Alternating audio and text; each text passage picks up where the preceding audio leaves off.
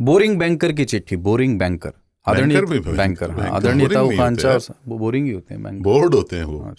ताऊ खांचा सरदार भैया चरण स्पर्श जय हो। मैं बोरिंग बैंकर भुवनेश्वर का रहने वाला पिछले 1 साल से 3 ताल का मुरीद हूँ।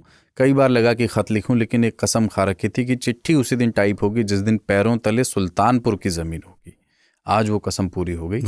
हुआ यूं कि हाल ही में मैं अपनी कार उठाकर भुवनेश्वर से बाबा विश्वनाथ की नगरी काशी होते हुए प्रभु श्री राम की अयोध्या यात्रा पर निकल पड़ा। जौनपुर पार करने के बाद जैसे ही मेरी गाड़ी सुल्तानपुर की सीमा में दाखिल हुई, जो कि हमारे कुलदीप भैया का गढ़ है, मुझे अपना वो पुराना वादा याद आ गया। अब इस बोरिंग बैंकर के जीवन का ऐसा तूफानी और मज़ेदार किस्सा 2016 की बात है। कॉलेज के हम 5 लंगोटिया यार जो 2014 में अलग अलग सरकारी गैर सरकारी कूपों में मेढक की नौकरी पर लग चुके थे, उन्होंने लद्दाख की रोड ट्रिप का धांसू प्लान बनाया। सबसे बड़ा रोमांच ये था कि हम पांचों के जीवन की ये पहली हवाई यात्रा थी। पैसे बचाने के चक्कर में हमने दिल्ली होते हुए कनेक्टिंग टिकट बुक की। भुवनेश्वर से दिल्ली की फ़्लाइट रात 9:30 की थी, दिल्ली से लेह की फ़्लाइट अगली सुबह 5:30 की। अब लौंडे पहली बार उड़ान भरने वाले थे, उत्साह 7वें आसमान पर, लेकिन एयर इंडिया ने अपने चिर परिचित अंदाज में झटका दिया। फ़्लाइट 3 घंटे लेट हो गई। अब इस भारी एक्साइटमेंट और नर्वसनेस को संभालने के लिए हम पांचों अडल्ट जूस का सेवन करने चले गए। जब रात 11 बजे मदमस्त हालत में एयरपोर्ट पहुंचे और सिक्योरिटी चेक इन हुआ तो पता चला कि अभी 3 घंटे और इंतज़ार करना है। तब एयरलाइंस वालों ने एक और बम फोड़ा कि तकनीकी खराबी है भाई साहब, फ़्लाइट कैंसिल हो सकती है। हमारा कलेजा मुंह को आ गया। घर से इतनी विदाई लेकर निकले थे कि अगर फ़्लाइट कैंसिल हुई तो इतनी थू होगी कि मुंह देखने लायक नहीं बचेंगे। पांचों ने सिर जोड़कर एक खुफिया प्लान बनाया कि अगर फ़्लाइट कैंसिल हुई तो घर पर बिना बताए भुवनेश्वर के ही किसी सस्ते गुमनाम होटल में 6 दिन रहेंगे और घर वालों को लद्दाख की झूठी कहानियां सुना देंगे। लेकिन भगवान को हमारी इज्जत बचानी थी तो चमत्कार हुआ। रात के करीब 2 बजे फ़्लाइट ने उड़ान भरी। अब चूंकि हम फर्स्ट टाइमर थे, हमें टर्मिनल नाम की बला का पता नहीं था। सुबह 4:15 बजे जब हम दिल्ली उतरे तो पता चला कि टर्मिनल 3 पर हैं, जबकि लेह वाली फ़्लाइट टर्मिनल 1 से थी।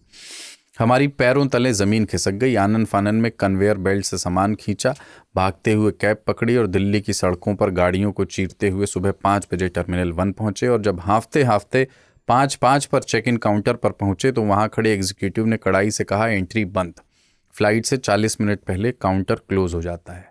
हम पांचों सन्न, दिमाग ने काम करना बंद कर दिया। उसने कहा, अगर जाना है अगली फ़्लाइट के लिए प्रति व्यक्ति 3500 रुपये का चूना अलग से लगेगा। नौकरी की शुरुआत थी, जेब कटी हुई थी, बजट था बिल्कुल टाइट। तभी मेरे एक दोस्त ने गजब की एक्टिंग की। वो सीधे उस एग्जीक्यूटिव के पैर पकड़ने के लिए झुक गया और रोनी सूरत बनाकर बोला, सर हम स्टूडेंट हैं, फूटी कौड़ी हमारे पास नहीं है, घर पर पता चला कि फ़्लाइट छूट गई तो बाबूजी बहुत मारेंगे सर। ये ड्रामा देखकर वो एग्जीक्यूटिव अपनी हंसी नहीं रोक पाया। हंसते हुए बोला, भाई कम से कम झूठ तो सलीके से बोलो, तुम में से कोई भी किसी भी एंगल से स्टूडेंट नहीं लग रहा। पर पता नहीं उसे हमारी फटी हालत पर तरस आया या भगवान ने उसकी बुद्धि बदली। उसने कहा, अपने अपने ट्रॉली बैग हाथ में उठाओ, लगेज चेक इन का टाइम नहीं है। उसने हमें स्टाफ एक्सेस वाले VIP शॉर्टकट रास्ते से भगाया। सुबह 5:25 पर हम फ़्लाइट के अंदर कूदे और हमारे ठीक पीछे धड़ाम से फ़्लाइट का दरवाज़ा बंद हो गया।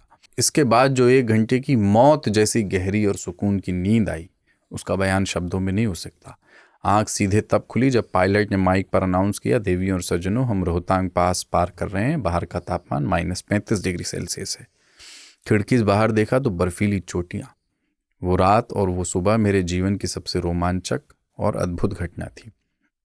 आखिर में इतने कहूँगा कि हम जैसे आम लोगों की इस चक्रवाती और अजीबोगरीब जिंदगी में आप तीनों सुकून का झोंका लेके आते हैं।